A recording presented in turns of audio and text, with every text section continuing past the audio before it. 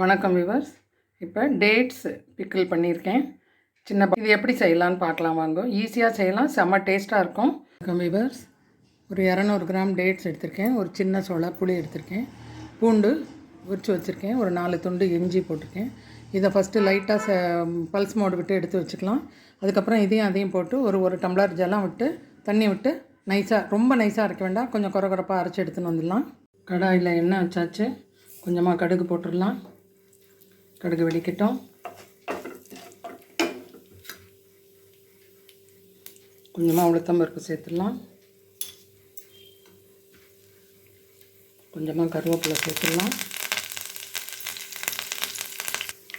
கடுகு வெடிக்கும்போது கொஞ்சமாக மஞ்சத்தூள், கொஞ்சமாக வெந்தயத்தூள், கொஞ்சமாக பெருங்காயம் சேர்த்துடலாம். அடுப்பு சிம்மிலேயே இருக்கட்டும். உளுத்தம்பருப்பெல்லாம் நல்லா செவந்தாச்சு. இப்போ பல்ஸ் மோடில் நசுக்கி வச்சுருக்கிற இஞ்சி பூண்டு சேர்த்துடலாம். இது ஓரளவு வதங்கட்டும். பூண்டு நல்லா வதங்கின்னு இந்த ஸ்டேஜில் கொஞ்சமாக மிளகு ஜீரகத்தூள் போடலாம். இது ஆப்ஷன் தான், ஒரு வாசனைக்காக மட்டும்தான்.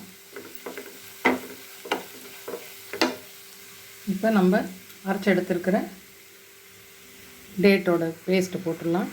கொஞ்சம் நிறையா அரைஞ்செடுத்து நீங்கள் 1-2 கூட அரைச்சிக்கலாம். போட்டு இது நல்லா கலந்து விட்டுடலாம். நல்லா வதங்கினதும் நான் மிக்ஸி ஜாரில் கொஞ்சமாக தண்ணி எடுத்துருக்கிறது வச்சுருக்கேன். சும்மா ஒரு கரண்டி தண்ணி தான். இப்போ இதுக்கு தேவையான அளவு உப்பு சேர்த்துடலாம். ரொம்ப உப்பு வேண்டாம், ரொம்ப காரம் வேண்டாம். இது கட்டா மீட்டா மாதிரி தான் இருக்கும். 1 டீஸ்பூன் ஃபுல்லாக போட்டிருக்கேன், அவ்வளோதான். இது போகிறோம்.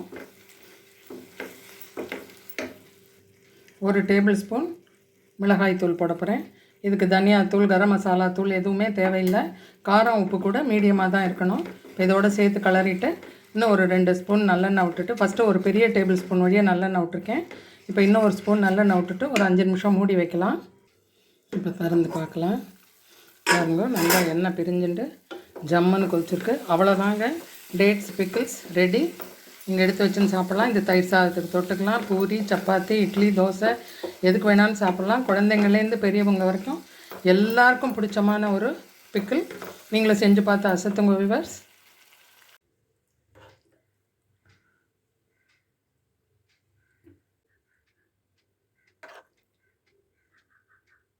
சுவையான பேரீச்சம்பழ ஊறுகாய் ரெடி.